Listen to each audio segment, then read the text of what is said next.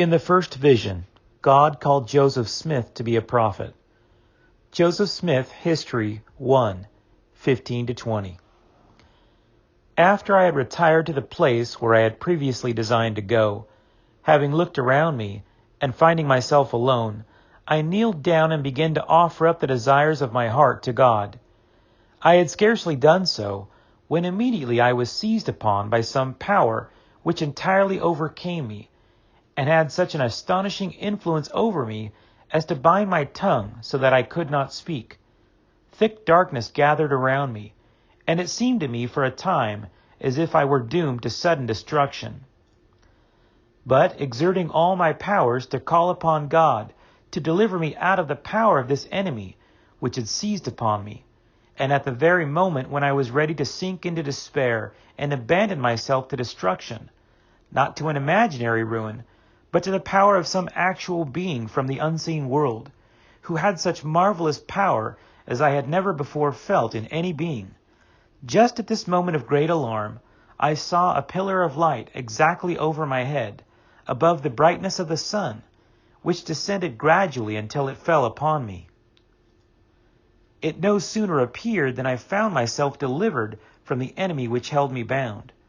When the light rested upon me, I saw two personages, whose brightness and glory defy all description, standing above me in the air. One of them spake unto me, calling me by name, and said, pointing to the other, "This is my beloved Son, hear him." My object in going to inquire of the Lord was to know which of all the sects was right, that I might know which to join.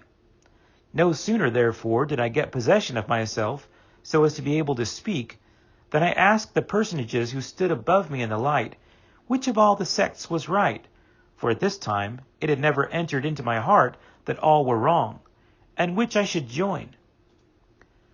I was answered that I must join none of them, for they were all wrong, and the personage who addressed me said that all their creeds were an abomination in his sight, that those professors were all corrupt, that they draw near to me with their lips, but their hearts are far from me.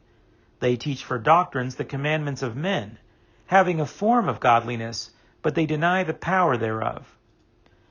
He again forbade me to join with any of them, and many other things did he say unto me, which I cannot write at this time. When I came to myself again, I found myself lying on my back, looking up into heaven. When the light had departed, I had no strength, but soon recovering in some degree, I went home. And as I leaned up to the fireplace, Mother inquired what the matter was. I replied, "Never mind, all is well. I am well enough off." I then said to my mother, "I have learned for myself that Presbyterianism is not true." It seems as though the adversary was aware, at a very early period of my life, that I was destined to prove a disturber and an annoyer of his kingdom.